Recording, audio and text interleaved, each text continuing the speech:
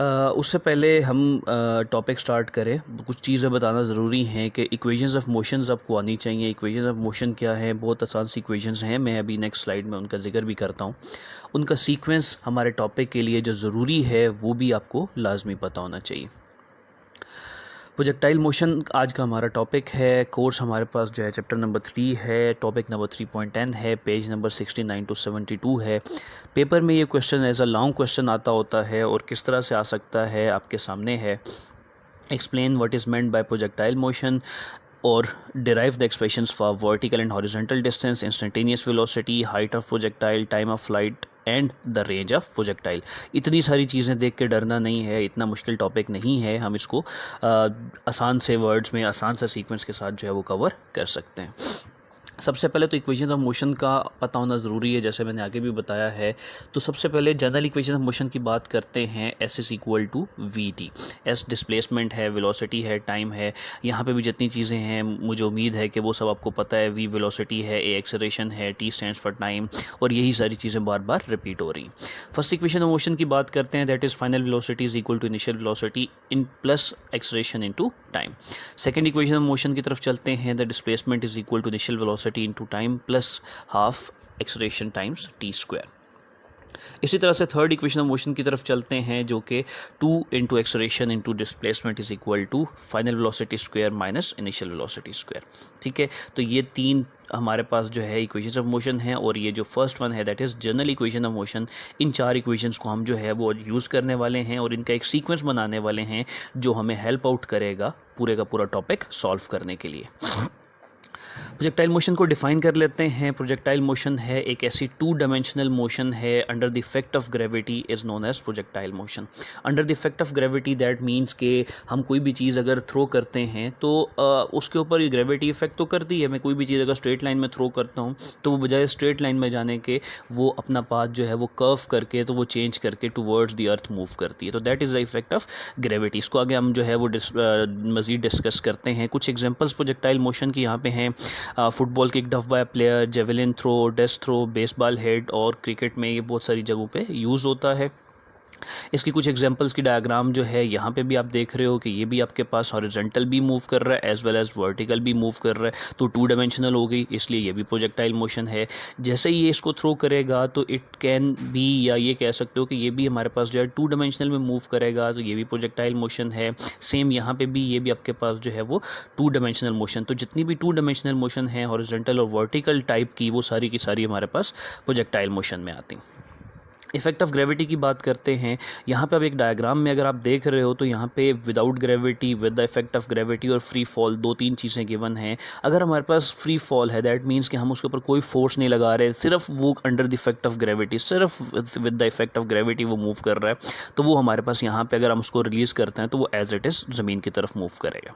ठीक हो गया। सेकेंड, हम जो है हम उसको कुछ इनिशियल वेलोसिटी हॉरिजॉन्टल जो है वो प्रोवाइड करते हैं, और वो हॉरिजॉन्टल वेलोसिटी की वजह से वो हॉरिजॉन्टल मूव करता है, लेकिन under the effect of gravity वो स्ट्रेट पाथ की बजाय वो एक कर्व पाथ में मूव कर जाता है। सिमिलरली अगर मैं इसी तरह की बात करता हूँ तो अगर मैं ग्रेविटी के इफेक्ट को ख़त्म कर देता हूँ तो जो भी चीज़ मैं थ्रो करूँगा वो as it is without any change in path, without any deflection, वो स्ट्रेट लाइन में उसी तरह से मूव करती रहेगी।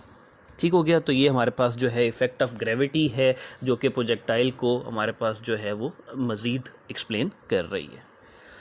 और इसी तरह से जो है वो हम बाकी आगे मज़ीद मूव करते हैं कि जो प्रोजेक्टाइल का पाथ होता है उसको हम ट्रेजेक्ट्री बोलते हैं, और यह लिखा भी हुआ है। और ये इसकी जो शेप है वो हमेशा एक पैराबोला की शेप होती है। ठीक है, ये जो शेप आपको नज़र आ रही है, this shape is known as parabola shape. ठीक है, और ये हमारे पास जो है उसका पाथ भी हो गया। यहाँ पे इसको भी मज़ीद एक्सप्लेन करते हैं। कुछ कॉमन करेक्टरिस्टिक्स जो बहुत ज़रूरी हैं प्रोजेक्टाइल मोशन को समझने के लिए, मुश्किल नहीं है, लेकिन हमें इसको पूरी की जो मोशन है, देखो अब यहाँ पे 2 तरह की मोशंस हैं, ये वर्टिकल भी मूव कर रहा है, ये हॉरिजॉन्टल भी मूव कर रहा है, तो हम एक साथ दोनों को डिस्कस नहीं कर सकते हैं। तो उनको डिस्कस करने के लिए हमें क्या करना पड़ेगा, हमें रिजॉल्व करना पड़ेगा इस पूरी मोशन को हॉरिजॉन्टल एंड वर्टिकल कंपोनेंट्स में। ठीक हो गया।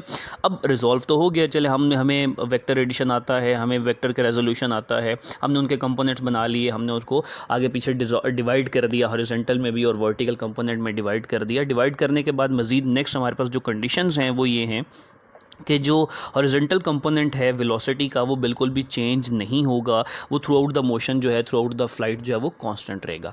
अब ऐसा क्यों है? ऐसा इसलिए है कि हम यहाँ पे एयर रेजिस्टेंस और बाकी जो जितनी भी ड्रैग फोर्सेस वगैरह हैं उन सबको नेगलेक्ट करते हैं। नेगलेक्ट करने का मतलब ये होता है कि हम इसके ऊपर किसी किस्म की कोई ड्रैग फोर्स जो है वो कंसिडर नहीं कर रहे, कोई इसमें रेजिस्टेंस कंसिडर नहीं कर रहे। जब ड्रैग फोर्स और रेजिस्टेंस कंसिडर नहीं करेंगे तो आपके पास वेलोसिटी चेंज नहीं होगी, वेलोसिटी का हॉरिजॉन्टल कंपोनेंट चेंज नहीं होगा, सिर्फ हॉरिजॉन्टल की बात हो रही है।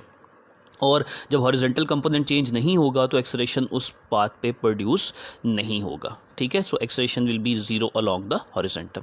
हम वर्टिकल पाथ की बात करते हैं तो वर्टिकल में हम ग्रेविटी को अब यहाँ पे इग्नोर नहीं कर सकते, क्योंकि ग्रेविटी की फोर्स अच्छी खासी एक डिफाइंड फोर्स है, जबकि रेजिस्टेंस और ड्रैग फोर्स तो कहीं भी ख़त्म की जा सकती हैं। आप रूम में अगर कोई भी एक्सपेरिमेंट कर रहे हो तो ड्रैग फोर्स तो ख़त्म हो सकती है, बट रूम में अगर एक्सपेरिमेंट करोगे तो ग्रेविटी ख़त्म नहीं हो सकती। सो जो वर्टिकल कंपोनेंट ऑफ वेलोसिटी है वो यूनिफॉर्मली चेंज हो रहा है। और अगर आप यहाँ से देखो तो ये आपके पास मैक्सिमम वर्टिकल कंपोनेंट है, यहाँ पे थोड़ा सा कम हो गया। क्यों कम हो गया? क्योंकि अब हॉरिजॉन्टल मोशन थोड़ी इंक्रीज़ हो गई, ठीक है। हॉरिजॉन्टल मोशन का है, मैंने हॉरिजॉन्टल कंपोनेंट नहीं कहा।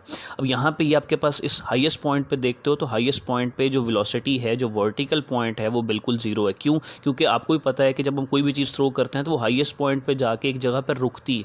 रुकने का मतलब ये नहीं है कि वो बिल्कुल स्टॉप करे, रुकने का मतलब ये है कि वो अपनी हाइट बिल्कुल उससे मज़ीद ऊपर मूव नहीं करती है, उस पॉइंट पे वो स्टे करती है और फिर उसी मैक्सिमम हाइट से वो अपनी नेक्स्ट मूवमेंट डाउनवर्ड स्टार्ट कर देती, ठीक है। जैसे जैसे मूवमेंट डाउन स्टार्ट हुई, यहाँ पे वर्टिकल कंपोनेंट फिर से आ गया और फिर यही वर्टिकल मूवमेंट मैक्सिमम कंपोनेंट जो है वो मैक्सिमम अपने यहाँ तक पहुँच गया, ठीक है। तो हमारे पास जो वर्टिकल कंपोनेंट है उसमें वेलोसिटी यूनिफॉर्मली चेंज हो रही है, टाइम टू टाइम चेंज हो रही है। और एक्सेलरेशन ड्यू टू ग्रेविटी जो है दैट इज़ कंसिडर्ड पॉजिटिव अगर वो बॉडी जो है टुवर्ड्स द अर्थ मूव कर रही है, और यही एक्सेलरेशन जो है वो नेगेटिव कंसिडर किया जाता है, ठीक है, when it is moving towards the upper side कह लो या टुवर्ड्स द टॉप कह लो, मूविंग अपवर्ड कह लो, ठीक है।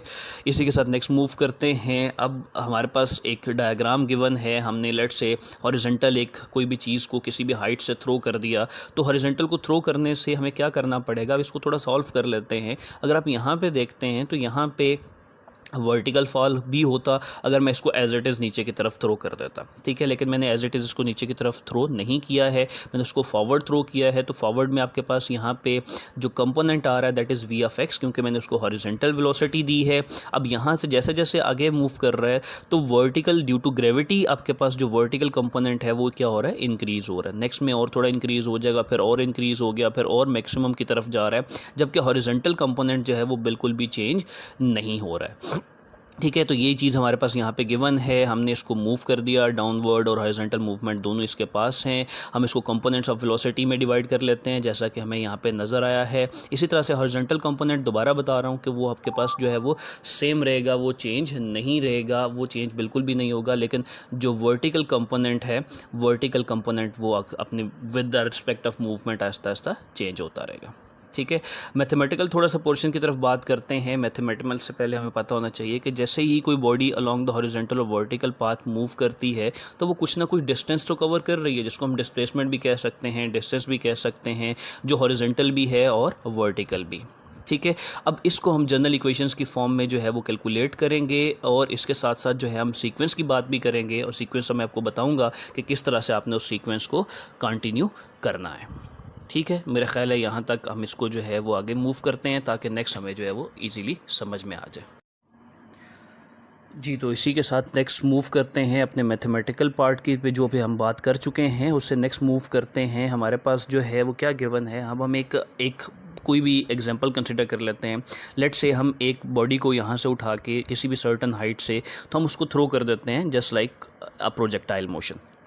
यहाँ पे हम देख रहे हैं कि हमने सारे का सारा उसको हॉरिजॉन्टल कंपोनेंट प्रोवाइड किया है, हमने कोई वर्टिकल कंपोनेंट प्रोवाइड नहीं किया है। अब हॉरिजॉन्टल कंपोनेंट जो हमने उसको प्रोवाइड किया है और वर्टिकल कंपोनेंट कैसे आ रहा है वो अगर आप इसकी मूवमेंट को देखते हो तो यहाँ स्टार्ट में कुछ भी नहीं था, फिर थोड़ा सा ड्यू टू ग्रेविटी इफेक्ट थोड़ा सा वर्टिकल कंपोनेंट आ गया, फिर उससे इंक्रीज़ हो गया, फिर वो मज़ीद इंक्रीज़ हो गया और फिर इसी तरह से वो मैक्सिमम की तरफ मूव कर रहा है। इस तरह से जो कंपोनेंट है वो तो due to gravitational effect move करता रहेगा, वो तो चेंज होता रहेगा, ठीक है। हमें इसकी डिस्प्लेसमेंट फाइंड करनी है। क्योंकि ये कुछ ना कुछ इसने हॉरिजॉन्टल भी डिस्टेंस कवर किया है, कुछ ना कुछ इसने वर्टिकल डिस्प्लेसमेंट या डिस्टेंस भी कवर किया है, तो उसको हम डिस्प्लेसमेंट के तौर पे हम हॉरिजॉन्टल एंड वर्टिकल डिस्प्लेसमेंट जो है वो कवर करते हैं। यहाँ पे सीक्वेंस ऑफ इक्वेशंस दोबारा से बहुत ज़रूरी है कि हमें second equation of motion use करनी है। यहाँ पे सेकंड इक्वेशन ऑफ मोशन क्या है, S is equal to V I T plus half A T square है। अब हॉरिजॉन्टल के लिए ये ऐसा नहीं है कि सिर्फ हॉरिजॉन्टल में जितने भी चीज़ें आज हम सर्च करने जा रहे हैं या फाइंड करने जा रहे हैं उन सब में आपको कंडीशंस अप्लाई करनी पड़ेंगी। कंडीशंस मैं साथ साथ एक्सप्लेन करता जाऊंगा, लेकिन उनको कंडीशंस को समझना ज़रूरी है। क्योंकि हम हॉरिजॉन्टल की बात कर रहे हैं तो जो डिस्प्लेसमेंट है उसको मैं एक्स से रिप्रेजेंट करता हूँ। जैसे हम हॉरिजॉन्टल को एक्स कंपोनेंट से रिप्रेजेंट करते हैं, इसी तरह से एस को भी मैं एक्स से रिप्रेजेंट कर लेता हूँ। इनिशियल वेलोसिटी जो है that is initial velocity of x, ठीक है, जो हमने यहाँ से उसको प्रोवाइड किए। ये दोनों वैल्यूज़ उठा के इन कंडीशंस को हम यहाँ पे पुट करते हैं, तो एस स्टैंड फॉर एक्स वो आपके पास यहाँ पे आ गया, V I X into T, या आई की जगह पे एक्स आ गया, प्लस ये आपके पास जीरो हो जाएगा। क्यों जीरो हो जाएगा? क्योंकि हम पहले भी बात कर चुके हैं कि जो हॉरिजॉन्टल कंपोनेंट है वो चेंज नहीं होता। That means velocity along the horizontal path does not change, और जब velocity चेंज नहीं होती तो acceleration is zero। ठीक है, तो ये आपके पास पूरे का पूरा पोर्शन क्या हो गया, जीरो हो गया। ठीक है, यहाँ पे हमने मेंशन भी कर दिया, ये हमारे पास इक्वेशन आ गई। ये हो गया हमारे पास हॉरिजॉन्टल। अब क्योंकि हमने इक्वेशंस की फॉर्म में इसको करना है, हमारे पास कोई वैल्यूज़ नहीं है, तो हम उस वैल्यूज़ को यहाँ पे पुट नहीं करेंगे, लेकिन अगर न्यूमेरिकल पार्ट आता है तो हम वैल्यूज़ को पुट करके इसको कैलकुलेट भी कर सकते हैं। वर्टिकल पाथ की बात करते हैं। वर्टिकल पाथ पे आपके पास जो डिस्प्लेसमेंट है उसको मैं वाई से रिप्रेजेंट करूँगा, जस्ट लाइक वाई कंपोनेंट, और वी आई को हम वी आई वाई से कन्वर्ट करते हैं। अब देखो यहाँ पे हमें स्टार्ट में कोई वी आई गिवन नहीं है, हमने वर्टिकल कोई वेलोसिटी प्रोवाइड नहीं की, सो ये वेलोसिटी क्या हो जाएगी, जीरो हो जाएगी। और एक्सेलरेशन जो है वो that is due to gravity, तो वो ग्रेविटी की वजह से A is equal to G में कन्वर्ट हो जाएगा। ठीक हो गया।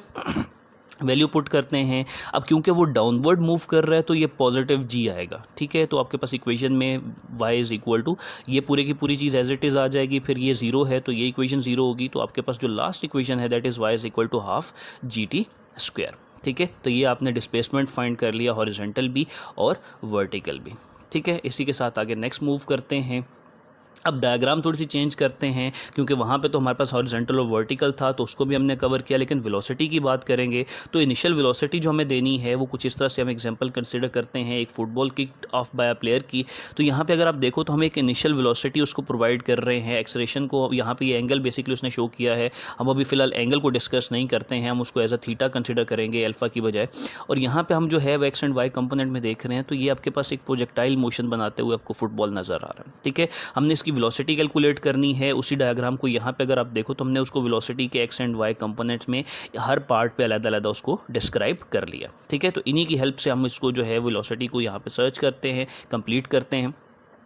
फर्स्ट इक्वेशन ऑफ मोशन, अब यहाँ पे सीक्वेंस दोबारा से, पहले हमने second equation of motion use की, अब हम first equation of motion use कर रहे हैं। First equation of motion is V F is equal to V I plus A T. अब इसी तरह से जैसे हमने डिस्प्लेसमेंट के लिए हॉरिजॉन्टल और वर्टिकल फाइंड किया था, इसी तरह से हम वेलोसिटी के लिए हॉरिजॉन्टल एंड वर्टिकल भी फाइंड करेंगे।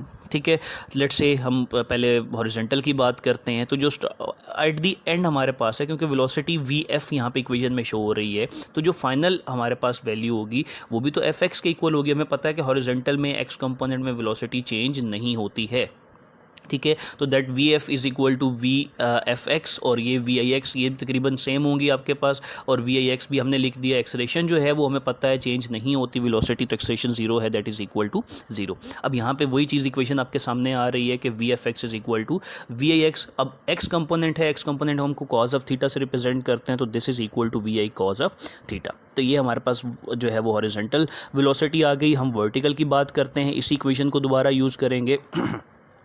जो यहाँ पे y कंपोनेंट की बात हो रही है, तो जो f है वी एफ एफ है वो वी एफ वाई में कन्वर्ट हो जाएगा, जो वी आई है वो वी आई वाई में कन्वर्ट हो जाएगा। अब क्योंकि जो बॉडी है वो against the direction of gravity move कर रही है, इसलिए जो एक्सेलरेशन ड्यू टू ग्रेविटी होगा वो नेगेटिव होगा। ठीक है, ये वैल्यूज़ उठा के हम इस इक्वेशन में पुट करते हैं, तो that is V F Y is equal to V I Y minus of G T. Minus कहाँ से आया, दोबारा बता रहा हूँ, acceleration due to gravity negative. ठीक है, तो V F Y is equal to, जैसे वाई कंपोनेंट के साथ साइन थीटा आता है, तो यहाँ पे हमने साइन थीटा मेंशन कर लिया, तो ये इक्वेशन आपके पास कंप्लीट हो गई। अब वेलोसिटी क्योंकि वेक्टर है, और वेक्टर के लिए हमें पता होना चाहिए कि हम किसी चीज़ को थ्रो कर रहे हैं, कितनी वेलोसिटी से थ्रो कर रहे हैं, तो उसका मैग्नीट्यूड भी पता होना चाहिए और उसकी डायरेक्शन भी पता होनी चाहिए। ठीक है, तो मैग्नीट्यूड के लिए आसान सा काम, हम वही पैथागोरियन थ्योरम यहाँ पे भी लगा देते हैं। The final velocity is equal to X component square plus Y component square और उसका अंडर रूट। ठीक है, ये एक जस्ट एज अ फार्मूला है, इसमें हमें कोई वैल्यूज़ पुट नहीं करनी है। अगर आप ये दोनों वैल्यूज़ उठा के इनकी जगह पुट भी कर देते हो तो उसको मजीद आगे सॉल्व करने की ज़रूरत नहीं है। ठीक है, अगर उसको सॉल्व करोगे तो वो एक काफ़ी लेंथी प्रोसेस हो जाता है, वो हमें रिक्वायर्ड नहीं है। सो हम इसको यहाँ पे एज इट इज़ जो है वो एक्सप्लेन कर देते हैं। उसके बाद डायरेक्शन की बात करते हैं। तो डायरेक्शन का फार्मूला भी आप चैप्टर 2 में पढ़ के आए हैं, theta is equal to tangent inverse V F Y by V F X. ठीक है, तो ये हमारे पास जो है दो सिर्फ फार्मूलाज हमने मेंशन करने हैं, हमें इनको एक्सप्लेन करने की ज़रूरत नहीं है। नेक्स्ट मूव करते हैं। आज पैरामीटर्स बहुत ज़रूरी हैं, क्योंकि जब भी कोई चीज़ आप थ्रो करते हो तो आपको पता होना चाहिए कि वो कितनी हाइट पे मूव किया, वो उसने कितना टाइम लिया मूव करने के लिए, और उसकी रेंज क्या थी या कितनी दूर जाके वो गिरा। ठीक है, इनकी डेफिनेशन भी देख लेते हैं। प्रोजेक्टाइल मोशन जो है वो एक चीज़ याद रखना कि यहाँ पे एक किस्म की प्रोजेक्टाइल मोशन ख़त्म हो गई, हमने उसकी वेलोसिटी भी फाइंड कर ली, हमने उसका डिस्प्लेसमेंट भी फाइंड कर लिया, लेकिन हम कुछ पैरामीटर्स रह गए हैं, हाइट, टाइम और रेंज, उसको हमने फाइंड करना है। तो सबसे पहले हम कुछ चीज़ें देख लेते हैं। हाइट को डिफ़ाइन कर लेते हैं, vertical distance covered by the projectile. ठीक है, आप किसी चीज़ को थ्रो करते हो तो वो कितनी हाइट कवर कर रही है, कितनी हाई पॉइंट पे जा रही है, that is maximum vertical distance. ठीक हो गया। अच्छा, टाइम की बात करते हैं। तो जब हमने थ्रो किया और जहाँ पे जाके वो लग रहा है द फाइनल पॉइंट, तो इनिशियल और फाइनल पॉइंट के दरमियान में जो टोटल टाइम था that is time for projectile. ठीक है, इसी तरह से रेंज ऑफ प्रोजेक्टाइल की बात करते हैं। तो जैसे हाइट वर्टिकल डिस्टेंस था, इसी तरह से रेंज जो है वो that is maximum horizontal distance covered by the projectile. ठीक है, ये तो होगी डेफिनेशंस। अब इनको हमने जो है वो कैलकुलेट करना है, तो आगे मूव करते हैं। सबसे पहले हम हाइट की बात कर लेते हैं। अब यहाँ पे भी एक सीक्वेंस है, अगर आप यहाँ पे देखो तो HTR का वर्ड है, जैसे HDR का वर्ड होता है, आप उसको उसके साथ रिजेंबल कर सकते हो हाई डेफिनेशन रेजोल्यूशन के साथ, लेकिन D की जगह पे यहाँ पे मैं T लगाना है, और फिर हमने उसको हाई डेफिनेशन नहीं बोलना, हमने उसको हाइट, टाइम और रेंज बोलना है। तो ये सीक्वेंस एक और यहाँ पर आपको नज़र आ रहा है, इस सीक्वेंस वर्ड को आपने याद कर लेना। ठीक है, नेक्स्ट मूव करते हैं हाइट ऑफ प्रोजेक्टाइल पे। हाइट ऑफ प्रोजेक्टाइल हमें पता है कि मैक्सिमम वर्टिकल डिस्टेंस, डेफिनेशन तो हमने कर ली। अब सीक्वेंस क्या है, थर्ड इक्वेशन ऑफ मोशन हमने यूज़ करनी है। थर्ड इक्वेशन ऑफ मोशन हमारे पास यहाँ पे गिवन है, कंडीशंस लगाना ज़रूरी हैं। तो कंडीशंस क्या हैं, ये कंडीशंस भी हमने मेंशन कर दी कि वी जो है वो VFY के इक्वल होगा, जो कि 0 है। क्यों? क्योंकि हाइट की बात हम कर रहे हैं, तो मैक्सिमम पॉइंट पे जाके या मैक्सिमम जो हाइट है उसको कवर करने के बाद कोई भी चीज़ एक पॉइंट पर रुकती है। ठीक है, तो वो रुकने का मतलब ये है कि वहाँ पे उसकी वेलोसिटी क्या होगी, 0 होगी। तो एट हाइट, हाईएस्ट पॉइंट या at maximum height, the VF या final velocity that is equal to 0। ठीक है, इनिशियल वेलोसिटी हमने क्योंकि उसको वर्टिकल B वेलोसिटी प्रोवाइड की है, तो दैट इज़ VI और VI साइन ऑफ थीटा के इक्वल हो गया। जो डिस्टेंस है उसको हम हाइट से कन्वर्ट कर देते हैं या उससे एक्सचेंज कर देते हैं, और जो एक्सेलरेशन है दैट इज़ -g। क्यों? क्योंकि हम अगेंस्ट द ग्रेविटी मूव कर रहे हैं, तो अगेंस्ट द ग्रेविटी के लिए हमारे पास ये चीज़ आ रही। ठीक है, अब इसके सोल्यूशन की तरफ चलते हैं। तो हमारे पास यहाँ पे सोल्यूशन नज़र आ गया। हाइट ऑफ प्रोजेक्टाइल में हमने third equation of motion use की। यहाँ पे दोबारा से बोल रहा हूँ, ये सीक्वेंस ऑफ इक्वेशंस याद रखिएगा। इक्वेशन लिख दी, लिमिटेशंस भी हमने बता दी। यहाँ पे लिमिटेशंस को थोड़ा सा हमने एक्सप्लेन कर दिया कि this will be equal to 0 and this will be equal to VI sine theta. इस चीज़ों को उठा के हम इस इक्वेशन में पुट करते हैं, तो आप यहाँ पे देख रहे हो कि 2 एज इट इज़, ए की जगह पे हमें -g लगाना है क्योंकि हमारी कंडीशंस हैं। हाइट एज इट इज़ आ गई, एस की जगह पे, इसकी जगह पे हमने इनकी values as it is put कर दें। ठीक हो गया, यहाँ तक क्लियर हो गया। अगर नहीं समझ आई तो आप वीडियो को रिपीट करके देख सकते हो। उसके बाद हम फाइनल पॉइंट की तरफ चलते हैं। तो हमारे पास ये हमने बता दिया ऑलरेडी कि VFY 0 होगी। नेक्स्ट हम इसी कंडीशन की तरफ मूव करते हैं, तो ये माइनस आपके पास पूरी इक्वेशन के साथ आ जाएगा, दैट इज़ इक्वल टू, अब क्यों पता है कि ये 0 है, सो 0 हो गया, और ये आपके पास साइन ऑफ थीटा मैक्सिमम आ गया। ये माइनस इस माइनस के साथ कैंसिल आउट हो जाएगा क्योंकि 0 की तो वैल्यू है नहीं, और ये आपके पास जो है जब इसका स्क्वायर ओपन करोगे तो you will get VI square sine square theta. फिर यहाँ से ये जो 2g है ये दूसरी साइड पे आप शिफ्ट कर दो, तो h is equal to VI square sine square theta by 2g। तो ये आपके पास हाइट जो है वो इस तरह से कंप्लीट हो जाती है। ठीक है, ये होगी हाइट। हाइट के बाद नेक्स्ट जो है वो हम टाइम ऑफ प्रोजेक्टाइल की तरफ मूव करते हैं। टाइम ऑफ प्रोजेक्टाइल भी बड़ा आसान सा काम है, कोई मुश्किल काम नहीं है। डिफ़ाइन कर लेते हैं फिर से वही, total time taken by the body to reach from the starting point till the final point. इस सीक्वेंस की बात कर लेते हैं। हमें सेकंड इक्वेशन ऑफ मोशन इसके लिए यूज़ करनी है, और सेकंड इक्वेशन ऑफ मोशन यहाँ पे आपको नज़र भी आ रही है। फिर हम कुछ कंडीशंस लगाते हैं। जितनी भी ये चीज़ें हमने जितने भी पैरामीटर्स फाइंड करने हैं, उन सब पैरामीटर्स की कोई ना कोई हमारे पास जो है एक वैल्यू है, एक हमारे पास कंडीशंस हैं, वो लाजमी लगानी। जब हम टाइम की बात करते हैं यहाँ पे बहुत कन्फ्यूजन होती है, लेकिन एक छोटी सी बात समझ लीजिएगा तो कन्फ्यूजन ख़त्म हो जाएगी कि s is equal to zero कैसे हो गया। s is equal to zero बिल्कुल भी नहीं होता अगर आप टोटल डिस्टेंस देखते हो, लेकिन यहाँ पे हम क्योंकि टाइम की बात कर रहे हैं तो हमें सिर्फ स्टार्ट से लेके एंड तक उसका टाइम देखना है। हमें नहीं देखना है कि उसने कितना डिस्प्लेसमेंट कवर किया, कितना हॉरिजॉन्टल मूव किया, कितना वर्टिकल मूव किया। एक तो ये चीज़ ठीक है। सेकंड आपके पास ये है कि जब हम इसकी बात कर रहे हैं तो हम किसी भी चीज़ को लेट से अगर यहाँ से थ्रो कर रहे हैं किसी एक पॉइंट से, तो वो मूव करके तो वापस उसी पॉइंट पे तो आ रही है, तो it reach on the same level. तो हम लेवल की सेम होने की वजह से भी डिस्प्लेसमेंट को ज़ीरो कर रहे हैं और हमें टाइम की बात करनी है, सो हमें डिस्प्लेसमेंट से कोई लेना देना नहीं है। ठीक है, तो यहाँ पे s is equal to zero बहुत इंपॉर्टेंट कंडीशन है। नेक्स्ट की बात करते हैं, इनिशियल वेलोसिटी हमने उसको y कंपोनेंट प्रोवाइड किया था, वो भी आ गया। टोटल टाइम को हम जो है कैपिटल T से रिप्रेजेंट कर लेते हैं, और जो एक्सेलरेशन है दैट इज़ -g। क्यों? क्योंकि हमने उसको against the direction of gravity throw किया था। कैलकुलेशन की बात करते हैं, सेकेंड इक्वेशन ऑफ मोशन है वो भी हमने बता दी, कंडीशंस भी हमने बता दी। ये सारी कंडीशंस इकट्ठी करके हम इस इक्वेशन में जो है वो पुट कर लेते हैं। अब हमें पता है कि s is equal to zero है, तो this is equal to zero, यहाँ पे हमने वैल्यूज़ पुट कर दी। अब यहाँ पे माइनस आ रहा है, क्यों? क्योंकि a की जगह पे -g था।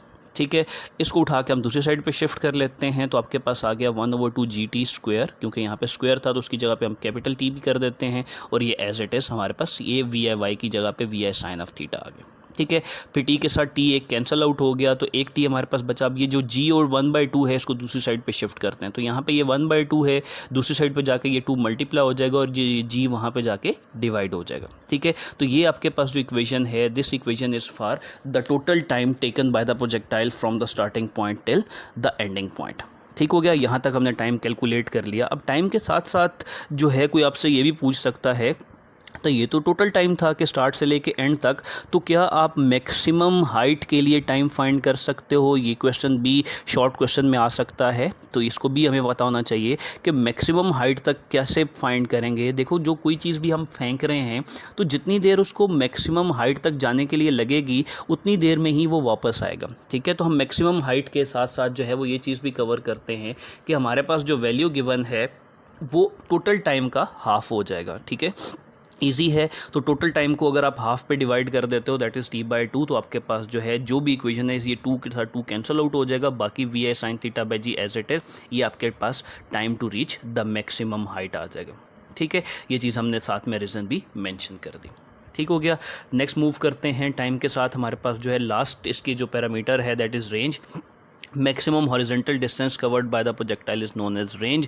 जनरल इक्वेशन ऑफ मोशन ये हमने यूज़ करनी है। अब यहाँ पे फर्स्ट इक्वेशन ऑफ मोशन इसमें सीक्वेंस में नहीं आ रही है। क्यों नहीं आ रही है? क्योंकि फर्स्ट इक्वेशन ऑफ मोशन हम इससे पहले जो भी हमने maximum time to reach maximum height जो है उसकी बात की थी, तो उसके लिए हम फर्स्ट इक्वेशन ऑफ मोशन से उसको ड्राइव कर सकते हैं। ठीक है, लेकिन वो वहाँ पर हमें लिखने की ज़रूरत नहीं है, इसलिए हम फर्स्ट इक्वेशन ऑफ मोशन को यहाँ से जो है वो स्किप करते हैं फ़िलहाल और जनरल इक्वेशन की तरफ मूव करते हैं।